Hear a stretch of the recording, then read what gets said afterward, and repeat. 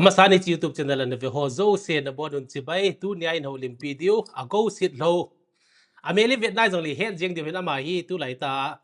inam pi ku ki zo cha ten fashion influencer min thang ta le audit tam ta in ne yu hin social media za chom chom na mu diu YouTube Facebook TV le hin aki thang ba mai aki post dan jong hi va si ho loin among jong pha lo di hin tu ni hin ama panin ama hin khumandan alung ken alung tup le tu lai tai piham mabana kalsun na ding ti ho hung ki ho limutin ki pau me go tu ni ki ho dim thei dam zin na Jason ka kipa go khat ve na le na khu kin introduce mong mo ti mo ipiti mi piten nan het diwan deam na nang ma dei dan tain kamin chu hile okay kamin chu hile hangola Sitlhou in ka short nickname chula Agou hin tu ka kum le somni la nga hin somni la gup kalin lai tai hingle Manipur in la nga chule gongai phai fo ki ta zo kana umu ja but so exist lo pa hi modbung fo a fo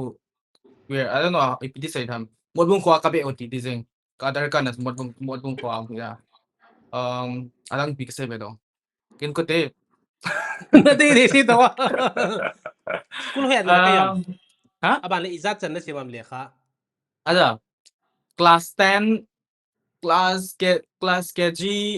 no class 1 chan chu Mount Olivet High School adam de ya kana kai chi zo chu class 3 chu class 2 class 3 chu 4000 government school kana kai chi zo chu class 3 zo chu Mount Sinai ta Mount Sinai English school mod bunga fo ke ho in ko te ti dam ho chun admission se bo ki bolin lang tuition fee pi ngai po etiwa class 10 chan chu tham as a goodwill as a good gesture ti tham admission se bo je bo sawa in ko khat ki na chu class 10 chan ta kaya 11 le 12 le Don Bosco Marama kana kai chu ka stepfather pan sponsor abola ale chi na dewa pat na high school na kai lai pilang na thanomam games and sport lang ipipian na ki pie mam kana apa na sports bang so kana daily hills em kan kathanom lo ke kalum lo na so da chom using on ve kana kham le ha kham tanga ki vet kham tanga ki liam ti obon na thanomamจะต้องจะเห็นดีเราจะทำจะทำโดนทำขนาดกิจดิ้งไอ้เราเลย drawing painting balding ไอ้เราเลยมีจะปังจะทำ society จะภาษาจะปังลุงลุดซีแกกันลุงลุดเราแกลุงลุดนั่นเลย TV talent show ดิ้งอะไร music videos โซลาโหทำ cartoon เลย more of like fashion music pop songs พอทุกคน fashion ตัวกี่ relate กันต่างจากพันธุ์จากก็แบบเลยจากก็ลุงลุดจากอะไร India's Got Talent X Factor American Next Top Model like จาก only entertainment only fashion จากกัน absorb นี่นะจากพันธุ์ก็จงกันทันนน Bollywood ที่เลย like จาก exposure กับมูลนะจาก TV อันนี้หาเก็บไปจากเลย phone 或 Facebook 或อันนี้กี่คนพันธุ์จากบนใน expose ที่พันธุ์จากก็ลุงก็ทำก็ทำเราสิ so it's all about related to fashion จะติงเลยเนี่ยว่าพันธุ์จากพิธีเผาแต่ทำก็เนี่ยว่าพันธุ์จากกันเผาหนุ่มสาวนี่นะจากละสาวหัวจงพิธีเลยกัน try so okay I was testing everything butละสาวดันหัวจาก I know that it's not my good strength me I cannot look at the audienceก็ไม่รู้นะ so it's not for me ก็ที่นะ so fashion lang so okay ai le among ma fashion lang an lunglu dingin Eimi album na kuki album to talo golang pau neu hau ki bholoi to hin na ki thuza kha lo ham album khat bian na zau kha lo ham makeup hi jong le pp jong le in lang akum la so kitano banga so koi man jong e head lo ti ke circle ho tai lo chun ini sedam ani ki phau ni la daily ang kyung to zo wa bo ya cha so amu ho so ama na to no ho ki ve zina ji banga aman ke existence head lo lai Japan ke jong ni head ke be lo lai so in lang so among ma class 12 nan sim chana khu aim in life na service khat ji do ding ham ipyam khat na lungge la nom khathawam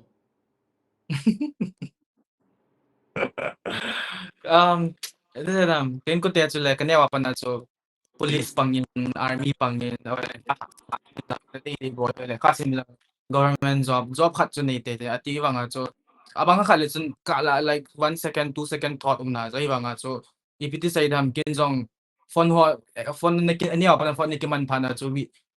this sai dam me life testimony ho ke ha mo cho dam so actor actress ho jong ane wa ne gen thai wa like or le singer ho jong gen thai ko na success mi tam ta so jina ke om cho ko mo ke ma cái motivate ya kitam kan kita san ti jeng job ho police panding la service ni ho chu ko lungan le hel jeng ke jo ne wa pana chu social media chu youtuber hi daham la sa hi daham khat pen pen a chu ka target chu successful la famous person chu hi te ding chu jeng kat ka main goal chu as job ho service ho chu kan ne kel phalo in có tên pi xây rồi lệ ngày sau rồi riêng na lút lẩu na cùng luôn là lút lẩu Asina ai lệ chu asina chu graduate be chai te na ti so ke ba ke chu graduate sim de jong le 3 years 4 years so in langa kam always nom boy sanga chu I want to work chu teng le sum lo a e le ek support de jong le ka ti a jina chu kapot do za amon jong graduate ti wa je ke chun le khabon 11 12 le khasim sanga lim ko na ball lim shooting ko na ball jina chu ke le ke jong ke chu sum pa mai bep sau de ka ting kan lo de ka ti a lệ khác xem can là lâu thế nào Getting out kan lo because thing like yung slow learner yung kahina at sila hindi ako na so ho atam jo school le pile Eimi ti ha so by heart system ani kichi so mi so se at sila kisi ham khelo so by heart to le tam so chapter kha sim jong so meaning kha cha khelo na 11 12 fa jong so tam jo phau ding a boy lung ini gel da chun lekha class iti lawa nga chu lut lo lekha ng sim khalo aja na chu graduate ki bol jong le pi yong ka sim do te de dam ka ti ba nga chu langa khung pha na hi tham ka mind jong tem phat ki hong che english pa tham phat ke he do ma langa chu ti se dam english ki tho the wa nga chu ki sim ham meaning kha cha ke ji lo cô nó mai pin ăn kinu ha ha abo ita na kan vel le san thik thek tin nunga teenager ho ton hong kilo thêm cho plus ka ki apply plus kan make em up sa kan lo em sa ka ha kinu lo he em sa ka kinu lo he kya ma cha nu lo hoi na chu na ale high school na kai lai na mi admire ti ding ham dong ma ti dan na nei thobam ba tu ni chan ga ka ne lo ke ai lo le hoi an mel hoi na sa na dan na admire na crush umam kala di som hi dai ba nga ite sai dam ania this ki boring ga ba nga chu khala ni sa ke nei ji wa nga chu ke express do lo chu teng le mi chu ki te ho chu class me ite sai dam 11 12 ka chu mi do ma nei phat mi tam ta do ma tham ki hel to ba fo dating a chi le so chu le limited tha it could tend to make pi so ki man cha di pocket money aji na chu sida bang ho lampia le khala ni ko ma ti chu ga bol jong chu ite sai ele ki man cha tu na nei lo sa nei ta banga ga ti so ke chu chu ahi thelo dina chong zu kan ge lo ke chu su mi nei chu second hand five on ki cha le lo pai to sunday saturday le ke pod for lin ki la video shoot chu ring cha dating ho mi dei cha cho chu ma cha anom lo na friend ani ki ge circle ali hi ba ba nga chu go nang na friend circle hi koi lang ho an hi jamam maram ka kai college sa chong hmm college sa chu mi zo city ni jeng Eimi ho to jong ka give up lo be e ba nga chu ami lo ka ti chu anu huh mai lang zu nu mai lang to na ki havu mam pasal lang to na ki havu zo ah I think it's the same because it is as it's so kay so fame hunger kahit kanahi na so kafe may to lang tamta give up pasal jong tamta give up kay so loy tamta same ding loy tamta na ding nga so kano bo like it's all like achay chay na so koy matong ki close talo na mizo si loy ta bang amin din so teaching ilo best friend na high school ka kaila ka best friend college ka kaila ka best friend ti di lo ham umlaw ke closest lo ko close friend sila ama tua de lia kum han ama jong de lia designer ya I mean sila login din ama to chun kanya chu kani give up hon yang ya banga chu school ka kai form ka an lo bang la tua ye sit to banga king to an Amin pinati go. login len sit lo Acha pasal ve na nu mai lo na. ah so Hita ipya face lang na hung lu chu makeup ho jong nan bol thowam. Tua tua nang ma face influencer lang na hung lu mas kana. Makeup artist ti ding ham mai lo la dang dang ho nan na bol thowam. fashion lut masang di sa class 10 11 apa na so kele ke yung tham video ho ka YouTube pa na habit ji na ji makeup artist ho ka na bet jin ting ke zong ki than no mi na so makeup them kha apply dan ho so ke kana ball pan ta Ale hichi class 12 nan cha ya Delhi na hung cho na. mm Delhi na hung nang le nang ipiti nang ki expose amila min na nang na hin het the na dinga na ipian hung ki mm pan sa na hoya pa na min ago kiti ago kenong so da par kan het ta cho ago Sitlhou kitya ale hung ki mujing ke na pa ai pipi to nong ki phone le ham pa la zieng en na ken ah tot nom na ki bolam ka tile serious ta na bol khan na hi na ti hit to bang level a nong hun the na dinga hoya pat koi mm to nong ke na koi na ki zui sa le India get mai la dung na hoi la mm la dung ta pi pi han nong ki post le so kon nan bol pi ham hi chan nong hun na dinga ipian nong ki pat ham heading sao le mi zo sen no tam zon head so ke ta ya ke chu Delhi kung do chu le sanga zong lo train na kung cha hotel management ko bol 3 months hotel management cha chu thakha chu hotel to chu wa chu hotel ka to chu phat le hel jing thol hotel je nong ki le ni mu jing pa na chu chi pi cha hi pi ti phat ki la lo tham lo pa na chu salary ang ho ma rom pa na call center ka to call center kung shift in tin call center ka to la chu to na ta ka tan do su call center ka pi chi banga chu thak kum khat di che ong rin ba na experience on pha tham khat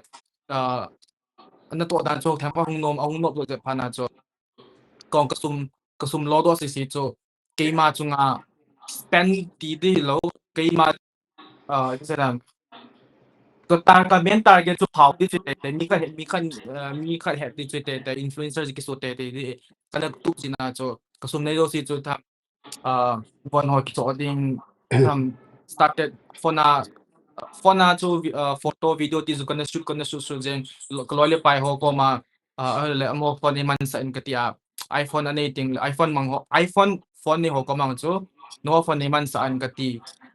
amo fa na ka shooting ole kima on Android fa na ka bele ka shooting tisu ka bol bol jeng tiso wa chu ka ta cho ka bol na chu sumo si chi jeng ka khana sang na sanga kilo chu bo na ki chai ji ta rent fee pi ting le to chu bo dik chai jeng chu ni khat chu ni khat fashion stylist khat kana follow khat maintain ama chun looking for model ko hole height ngai lo tham it can just be anyone pana high ka tin cha chu kaga chila man chi amho ama chu brand khana ni nga na to chu kaga shu ise tham high ka tila ama okay let's shoot a tin ke income ke up na kom chana chu an jina chu office so cha chu kaga shoot pan atle fun se sias experience ani kin nei atila man camera I shoot le tila ake chu nga chu makeup ahin bon so like first time getting out first time experience to ting le camera to makeup mo en bo pana chu kong chỉ rồi thế sao ít biết sai tham cái lịch cái passion dòng ít biết sai tham cái lịch cái kamutai dòng na oh jam chỉ rồi cái enjoy cái phone na sang cái ta chứ cái lịch cái cái head off na cho phát cho na cho mi sakhat le ni zo ta sakhat le ni zo si le mi tha hall ji cho brand shooting cho free cái ball ji pana skin jong phát cho na cho kong custom color cái khel jeng min event ngom na ding cái tia cho custom kasu kill ding pink kanu ding green kanu ding blonde ka chi ding pha chana chu sum ne yo si chu ke le ke chunga chu ka spend ding pha na chu chom kha jo ama hai pha na chu a brand anei pa chun ke ho brand hong tong ya ti pha na stylist ding le am ho brand na shoot ball ding mi shoot ball le ding ho ai higher chi chu cha ko na chu gen jong fashion chi da no te ma khat kin khet no cha chu ka hai kina call center ka to le pana so kin chu lai ka to lai chu atam do chu background nga kim phana chu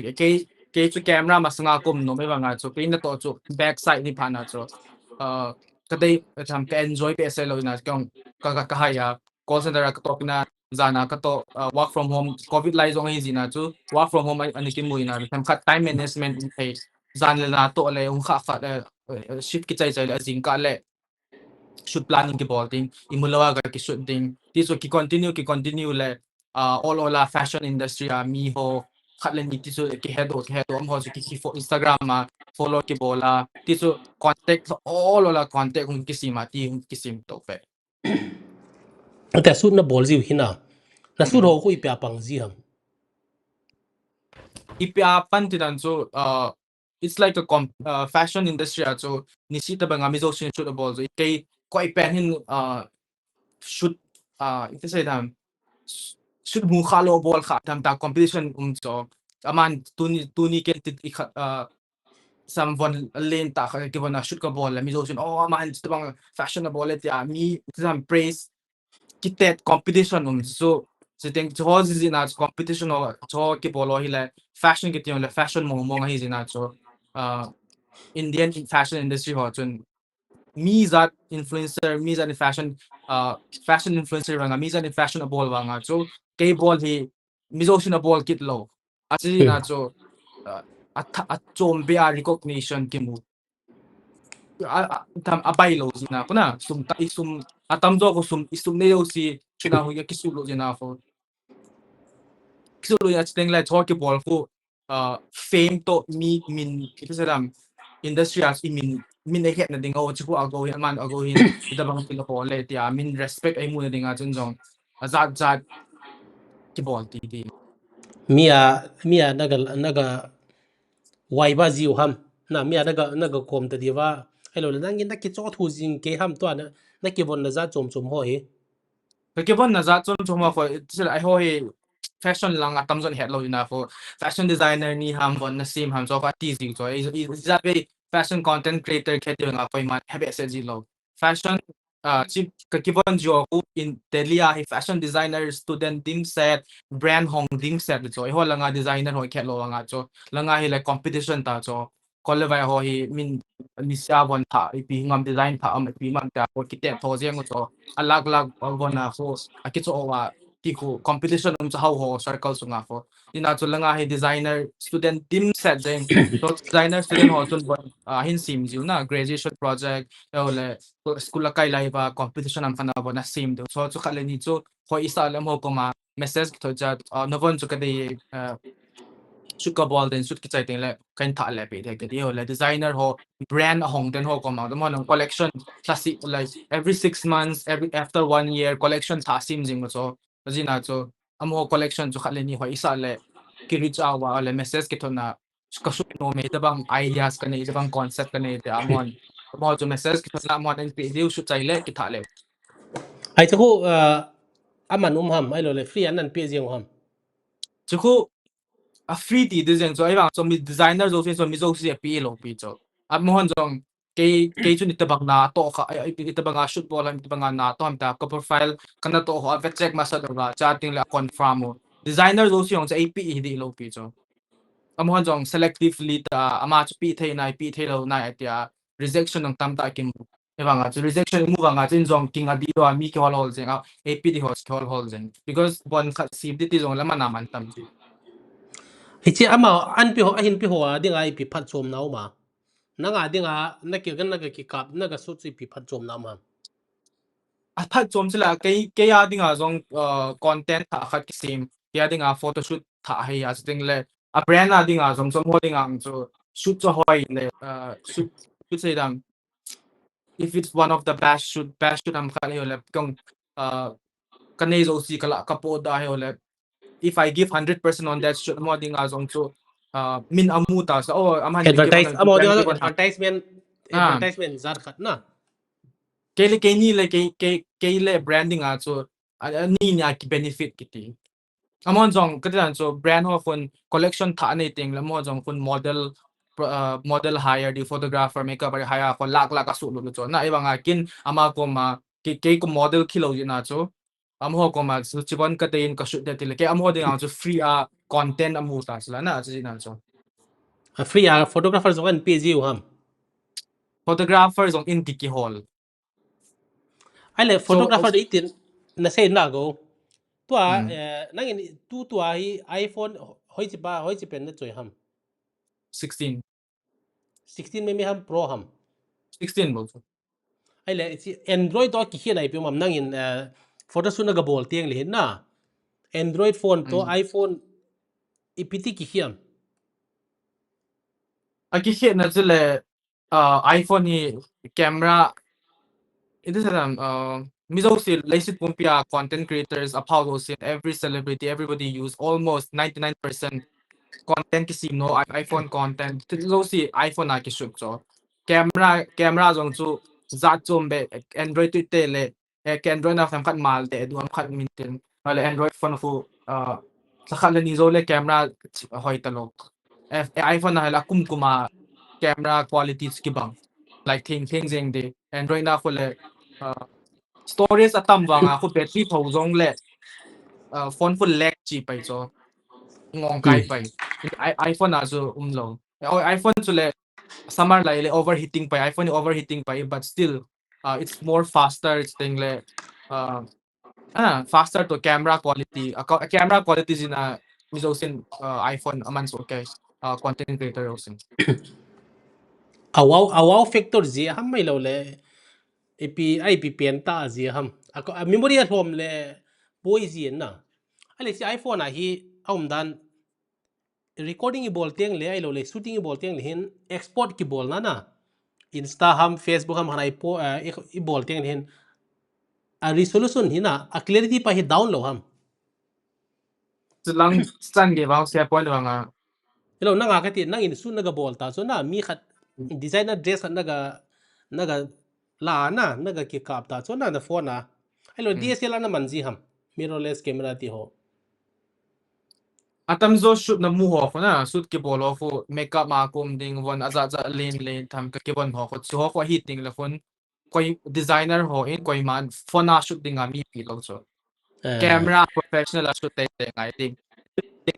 first on ke hol sa bon ipiti bang photographer ho na shoot num na ding wa na mon zo mi zo si zong photographer ko ni sita ba nga commercial photoshoot upon so ako mo dong payment of amu ya na commercial sila website na photo ako one plain simple ako so ako nisita ba nga shoot so mo so ako la amo ding nga income mo so e ba nga so mo jong thamkhat amo ding nga kiel na ding amo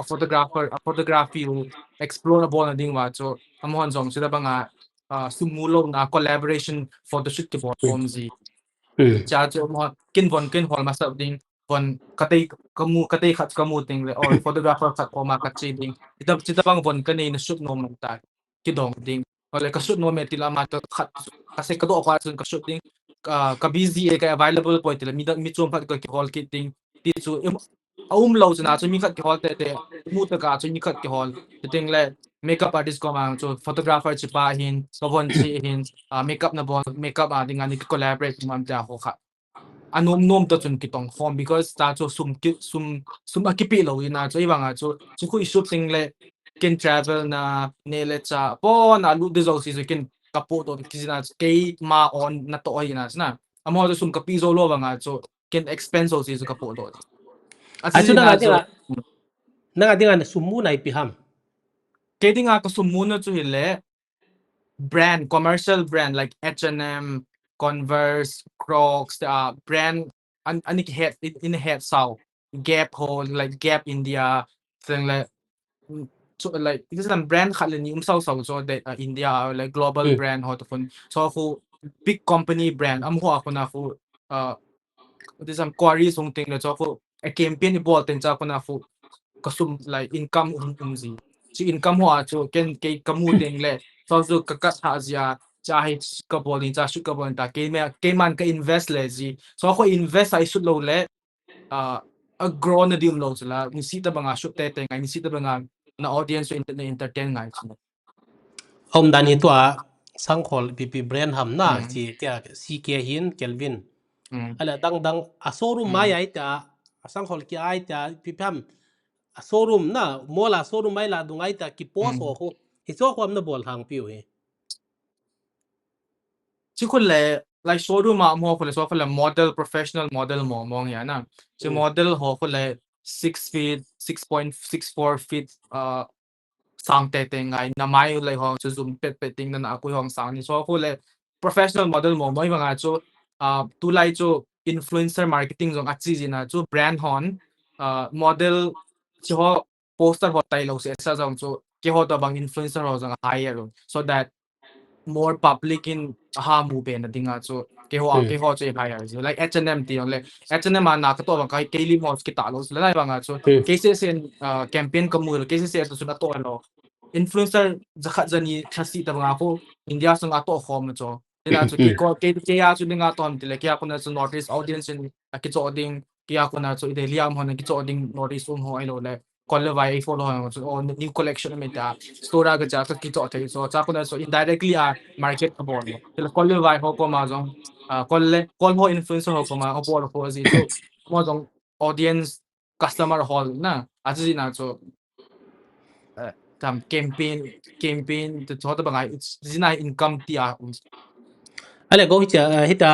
brand campaign brand collaboration brand khada dinga influence na bol te ngole na iza to bang na mu jiwa rough figure asai dan ha cho abang khale hoi lo ka dan za hom ting la chun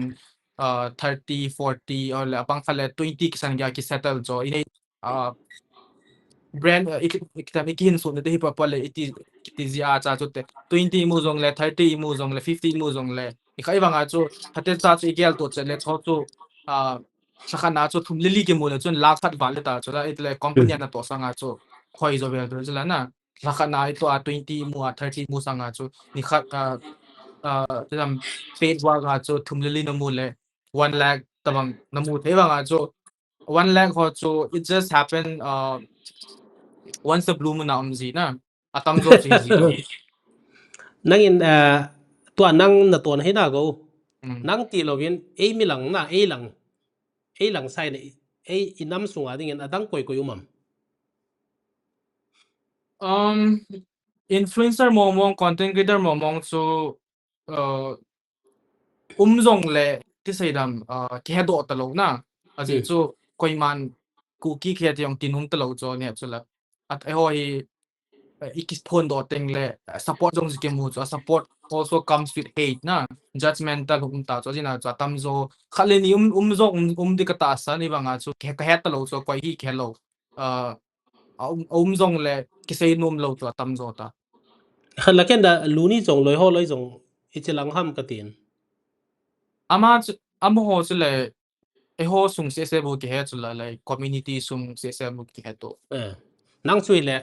bu na international lang ita na international wang chu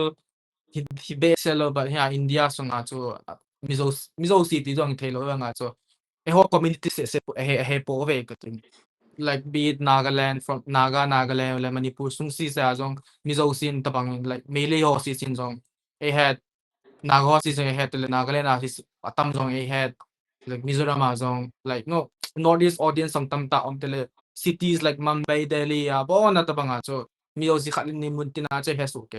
ya che ho e ho la ti dam actor ho hele luni tabang si bang a chu mo chu le ho suna bu ke het to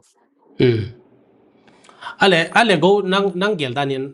e ho society so na nang to bang nang na to bang ho hi acceptance level is anana muam min nan sei se jivam min nan ho se jivam koi dan so e ho mi ma ma no ha e society sunga I mean chu le hoi lai jong le mizo si so ki bang lo chu la I kha Eimi e mana che ho ang se sei se be ti la nge a pa sa jong ma support jong ma ba si jong om te le mi dang za dang dam da hong so is the same na support ma si jong tim se so it's like the same the ke mi sei si no mi dam ho so so ka care lo I don't care let them back I go my way na Za so video ho ka dan ska boy no video ho kan same thing le ida jang ka to se ho koi man apoy na ko kapoy na pa ako kumsan sa Sitlhou min mi khat topic niyaw sa kana min isisin na pa ako ga say sila siya bo ho dam sila ya ako bo ho topic comment mo sita so kung hapon no le mi to say ngay po so kiti say but kay ma ka topic sa chum jam hon mi say si kehin min isisin ko exam lung na wala ho le apo na wala ho le kay personal ta to say dam affect hi sao na cái chỗ cho ako personal time mà cha affect mà cha cái này lo numei vona na ki von zia mi ta khat na bol teng le advertise na bol teng le I mean that is called passion ai cho go kan to hena numei vona na ki von numei ba ba na ko society sunga hi na se sian na tamam tami de amun tina tami chula kaya so mi so every community it's all just mental tam acceptance umjong le acha chum te cho cases se host community se hello mi zo se ale go hitin het thi doling in na larger platform lien ta na hoi la la na ga ki expose kha tam platform len ta dan so ta occasion ti ding ham ai lo le contest na ti ding ham fashion show ti ding ham ta competition na ti ding ham na itilam do ham khana ta na ga ki expose khana like my fashion week 2024 acho nive kawak na runway ka chia ting le show at 10 ho chule designer show ka at 10 ho kole invite ho chule humle li chu every year hung jina chu so kole fashion week ho acho ke expose invitation ke mujina so ho mi so shin amulo ya but then only influencer ho invitation ke mu ting le atupi pen so like getting out award to is in ya award ho for ipiti ki muham tile mi nga influencer nga to kun like 4 5 influencer ho nomination umjo na kay to mi nga to kay nominate khom de cha ho kay sa nga jong followers how you kay sa nga jong atadam le tip na le how ipit nei zo no po na kay sa nga over z tao kay fi ma cha khi be se z lo cho le la adi ba nga cho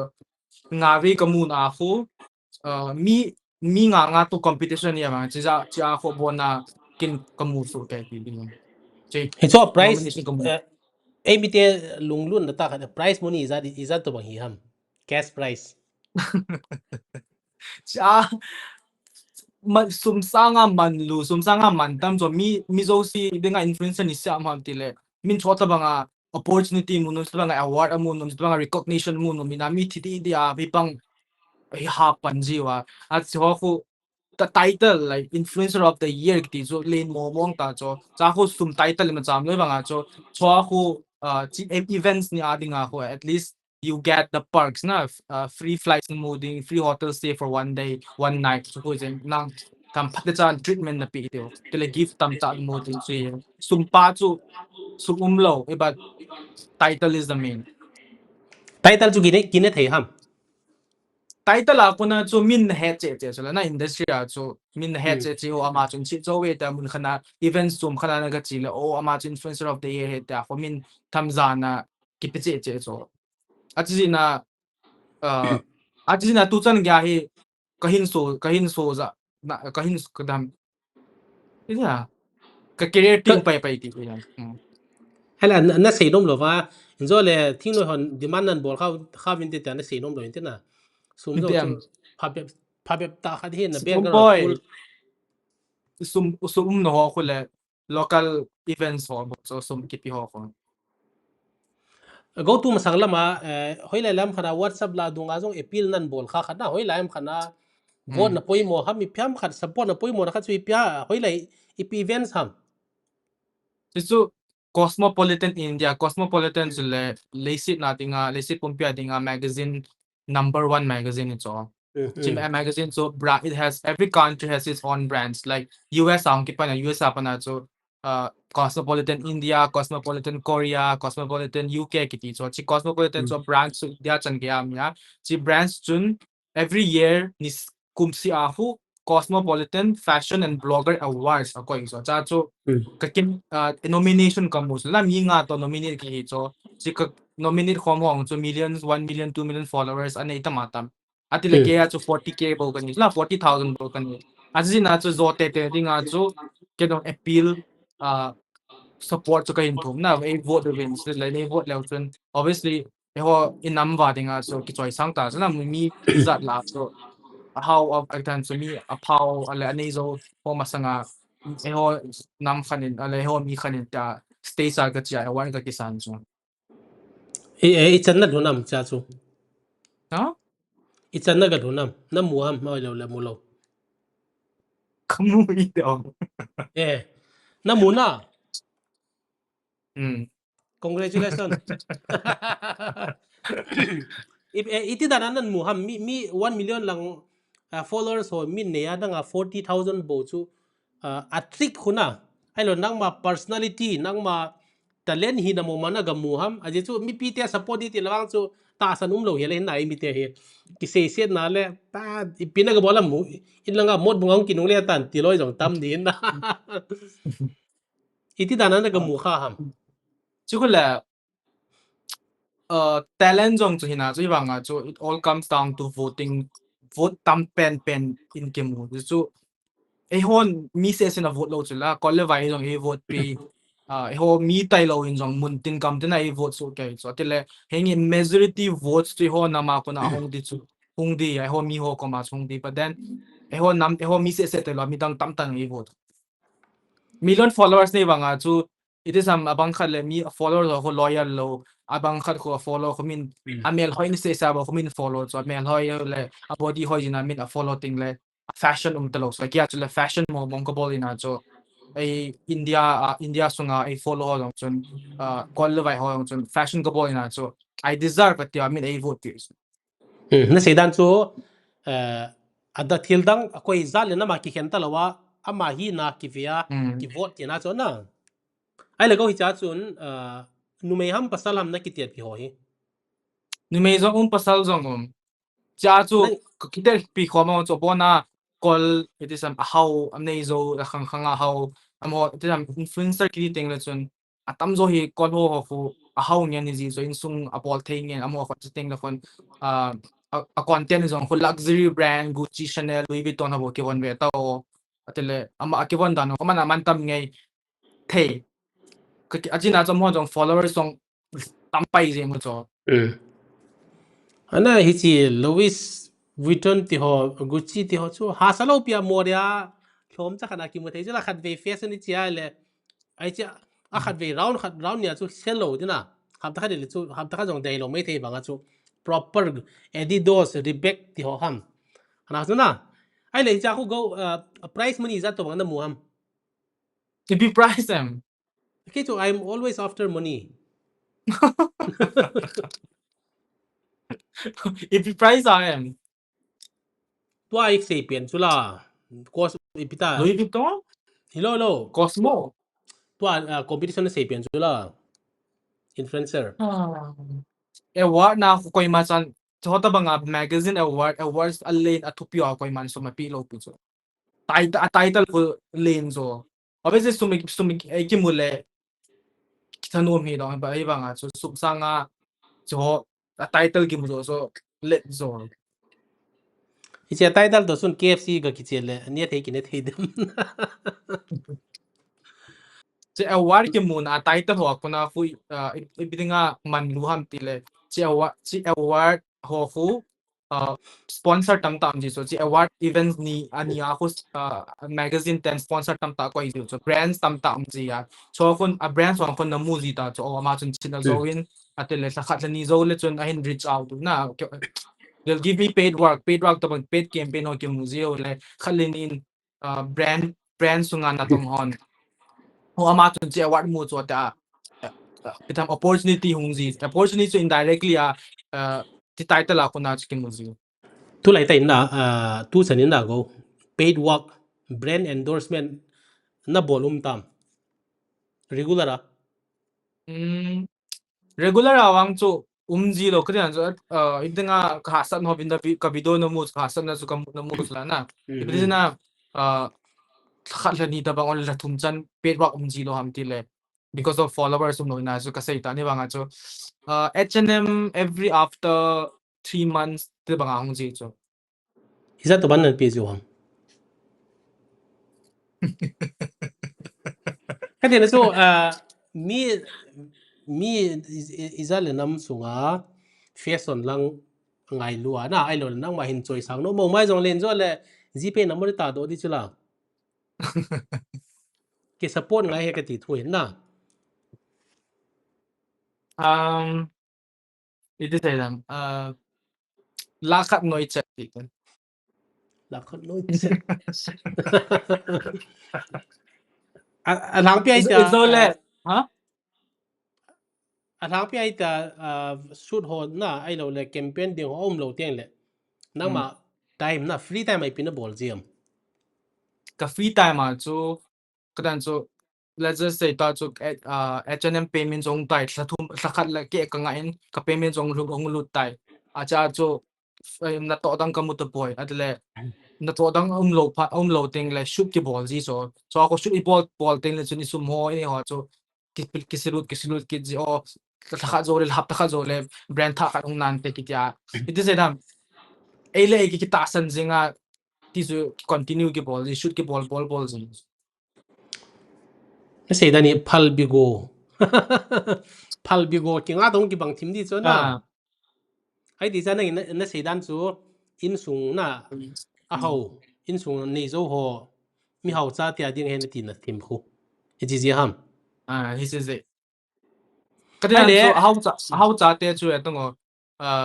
in ko ten da support le chun lakhat ni ta banga sum le pai nang ma cha income da long le nin ko ten da support le free thana na te na bol te jila chile ya chile na to hum lo ting le chun ipi ke bol tam ole ka nga di tam ka hai tam na ka to tam ta ko ki question pai ki ji abang kom le hitan na hung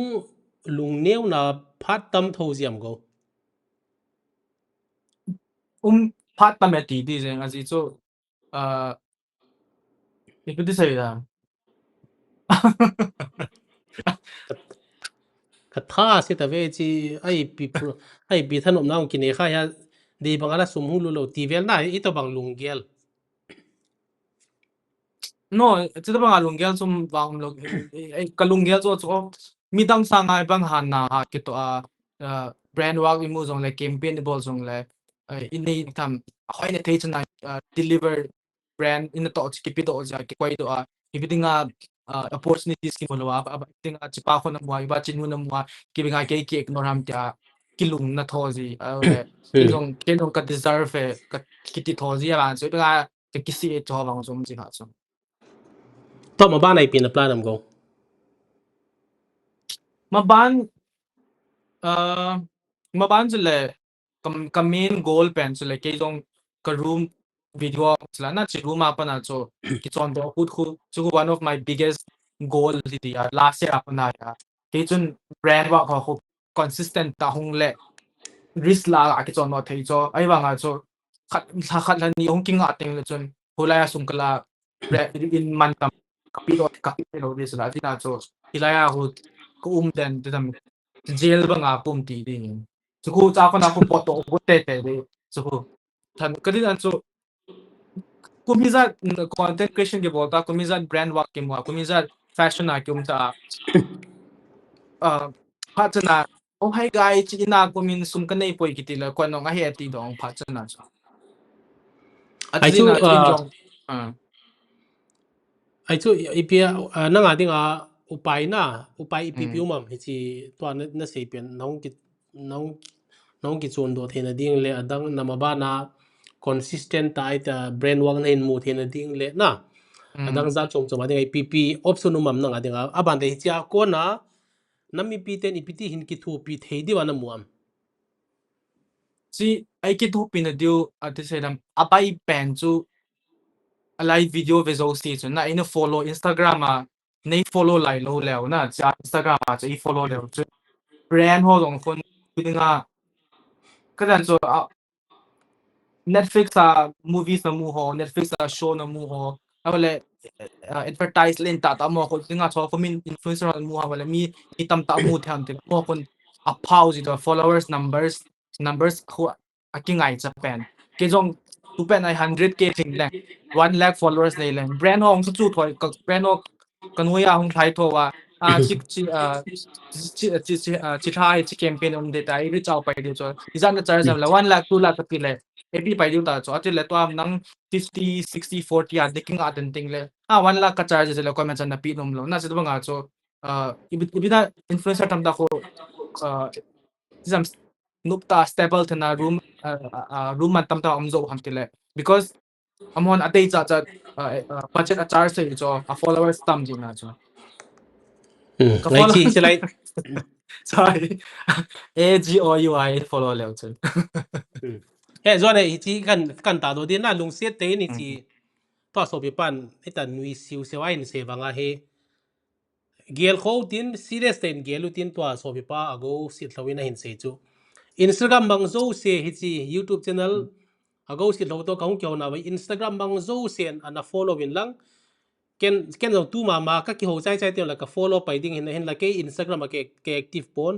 ka bet jong ka bet ngai lo WhatsApp group la dunga Instagram link khan hong ki se na hi le ai cho po ai cho hon thei te che ne ding na a apps i nei lo wai le ki hong thei lo hin na ai ti ja chu apps ka install la ita koi ki ipt ki follow min ipt en follow ti dong ka he lo hin i dong le tu na pa na tu za na pa na hi go hi ka follow ding hin so bi the lung se ten follow tin hi chi a campaign na to ben jong gel jeng utin hi chi campaign bol pi ding mo ma ka hung ki holi mo hen ama hi inam mi pi ten ku ki zo cha te hin iki tho pi the na pen chu Instagram a click ik ga me a follow ik ga bola ma dinga a hi jeng in na go hoi cham a Instagram jong ka mu zo ji lo hyo Instagram jong ka mu zo ji lo hin amin chu in zo le screen na ta do jeng te na hi chi Instagram na hi chi Instagram hin tin abana ichi email abana ipi ham jong ka het lo na ke a hi mi zan in follow a ken mi zan ka follow ham tiok ka het lo he ke acha 600 followers 21 following one post ada adang ima cham lo ka se mga kaman lo hin na Instagram mang adin nunga gol hang ho adin Instagram ti te le ke he dolin a khang dong ho lang a hi zemin na khang dong ho Instagram mang zo sian ago Sitlhou chu follow bolu te kan tinom hin ai la go a chai na lang ding na maba nei pp plan na niam kisele I mean atup sang wala ti mai te ya na iba chu katum ho chu katup si chu kamu na dinga chu one atupi pen chu Instagram followers number chu 1 lakh 2 lakh hin te ngai chu an hin le chun ke dinga pha chana tha si a ha kum si a kanam mi pi te ti a hung taw ngai le na so 1 lakh 2 lakh followers ne le chama kain kho chu kalam pi chi kyong the opportunities ka te jo si chu kain mu ni ta because brands and sponsorship books for numbers bo ve so ama is that followers ne matia cha keima long term target jin le chun obviously influencing career influencer content creation career I want to grow a whole community system how di lo mizo sin mun tin heading the mizo sin mun tin head kelen jong nam choice sang ten mizo pahin ikeban ama nam traditional ta I mean ahin muding ting le iding a Cannes Film Festival ay wala Paris Fashion nga mi chizo ham ti le it's either amon en ko amo ko hilo anay zo ji da chizo hilo le nang ma on work talents sing le followers ne jina so min invitation free sponsorship nan pi din cha chu naga chi ting le nang man chi opportunities naman cha na nam na choice sang thai na so that's what something I want ting le so ta bang so hom na so ka thun ting le ke ding so career to step up jeng ta so like very so ta ba cha ko na success ka in motivation ki chi jeng thai ka se bang so ka phau le chun for numbers ka hau le chun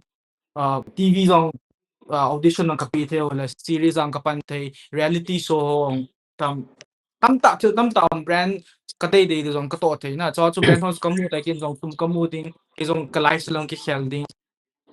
at least I'll be in the comfortable stable din ilungyal no hozong tham khat all dom din na kana so Paris a kachinu mo de ke ka nga sum ta so Paris a kachi the le kana kachinu mo le kachi the kachin zo sia so al jam ke ka khan to che di ki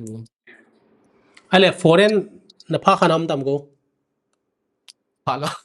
amasa 2024 Paris Fashion Week a kan ki good cha chu ipiti ki go nam tile amin chu Pavitra Sagar hin ama chu Chennai ho hin ama hi mom influencer ho na mom tile jinei sa but then still doing fashion Gucci ho Louis Vuitton ta man tam ta ho ki cho ho ani zo ho ya na ama chun kan je ho hin fashion hello dit ba ko inui sa ba ipi ke von ha ta ko mizo sin ipi ta bang no me ta bang pasal ta bang ta ko mizo si question ke bo cho cho ipi ham ta mi ani sa bang cho ama cho college cho ki ba api zong lo abang ni kha cho ama Paris Fashion Week cho akum kumachi ta cho achina cho ni kha index in 2024 a cho Agou bidinga Paris Fashion Week na chi lo ha India ka represent na tin ten o kachi no mai ipiti kachi dam sum le pai ka ne he kachi le ama na ticket na flight ticket ka pu pe de ja flight ka ding 50,000 asu lu na ji na cho sa ji na kin o 50,000 ai kha the lekin jong public donation bol leng su ma ki wa na cho thing de ham ka ti kha public donation ka hin bol na ajati le isay bang wa chi ho Eimi te cho koi ma cha pito nom lo ani lo ta cha again the cha bo hi sumapi no ma or like mi ke thu pi no ma anei ho ho langam ke izan na don do am kadon do chu 1 lakh thing lo 1 lakh thing lo aji chu atam zo student sum nei lo ngen tela kinoi si nai lo wa som pha som ni za khat jani ka ong ke mi tam ta thol le chun all la bo skal tho na ka so 10,000 20,000 ap ho chu khala ni chu call hi khala ni chu Eimi la chu 10 20 ap adang si chu anong anong chen khat som pha som ni ta hung bo cho aji ti le pt kadon do ding cha hey ti chu jana se the visa lo ke na apply chu ha net okay se ta ka visa apply chu hum ki reject ta chu visa na reject ham ti le ken first time in as hello ke ka nga sum thin lo na 1 lakh ta bang bo ke kang chu amon ai thei poi tia vel ni reject bo na ka chi do lo von tam ta jang ki khui aji phana chu von ho chu amo i kha sang ka tia ken ang kasum aval sis chu shoot man na bo na ka man chai ai ba nga chu ibinga public donation available bang ko bon mom lo ham min som kha episode le za episode le zinga thailand mun khana event ham cha pate cha ke given na smart na ke le kasum atia khum tam na umzi cho kasum lai ni khatam kasuma phone ni ki cho ham ti banga ko sei ji cho aji na cho ken ka video kahin sima hung viral chu e ho nam sunga khat le ni ki phalong de ham how khat le ni chon anei zom le beat mla beat any leaders alunga ga gel theiwa katiran so ori he chula na ori amasa lani masanga chu 1 lakh ai pi chula because sum khacha ka nei lo ina chu lon tam ta ka nei na chu 1 lakh ai ki thu pis da banga chu kol le vai ho mi an ki hong phala e ho hi bidinga hi ti ki sel am ka dei boy te tanga ai che ken jong nei zo lo sa na tam benefit ti le chun he nama ko na support kim lai banga chu sikicha nei le za hong ki pang jinga koi abang khan sila koi sol ko ni na man ti ki dia na banga chu icha inam chinama ko na ong kipin ta na so mizo sin bidang ikom vel mizo sin anam cho isang ho nam cho representative lo ina chin jong personal ta kila ki bo le bo na ai le chi tu hen na a chai na ding en to hi phata campaign ni bol ding na tu chi episode hong chil ha but within 1 month so hi lakh na thin te de hi chi target deu hen na mun platform jom jom campaign bol itin masana se ba sum ki dong de lo public donation public contribution di lo ana like ana subscribe win te lo subscribe lo follow na follow YouTube hi tiang la subscribe ki tin Instagram ki tiang la follow ki tin a go to ana follow tin ana amin chui le la ang ki ta khu hi jeng in tin nami pi te ko ma a chai na ding na go ipi appeal ipi nge nom na taw nom na na niam nami pi te ana vezo si mun tin gam tin ade in Israel lang le Singapore le Malaysia lang hon suma haw vin na chi YouTube channel a vezong atamin Malaysia Singapore adia Malaysia Singapore le Israel somehow ngen hivin hi cho apana jong next time hong poi mo ai le a dollar a hong tau diu hin tin na chi nam mi pi an ve kho zo sia a ding ana message na pi nom na tau nom ai lo le na het sa nom anything na take away point ti ding ham last concluding words in hin seo Nami pito nami pite zo si ko ma ning call la zo si ko ma kasi non sile ho in inamu ikithanga pi hi wanga a choi sang di poi na ke hi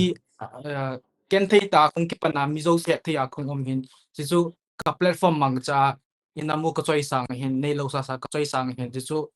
ka choi sang be na dinga cho abang kha les financial supporting ai chan sisu ai ole ke ma lai sa long ki hial no min achina cho agel the alung gel the ma kin jong ni lo sa ti ai ti a ki pi do ti a kapan thi le anei ho chun tham lung ni ki gel the khat no ma rom le tam le kati poi na so nei zo kom khamang so maybe amun mun am ho so we can collectively ang ni khat if not I mean say dan ke okay hi chi to ga dan sei hi aje chu mi ei le ki campaign ha sai na nungai helding tiang jong le ei man nunga te ga si sa nga I care of te ga man sai le care of ten ei se sa nga masala tam ta hawa nunga hel te ki zo ji hin na aji chuna ke hi e ho na ma dinga first pen ka hin itia kollawai la mi he the khat khalni sports person was nai I'm talking about fashion industry mo mo nga hi akuki azo chisunga dinga a pau pen mi head pen khat khina cho keno ka platform mang cha first e ho la zo ho society ang first pen ka jina cho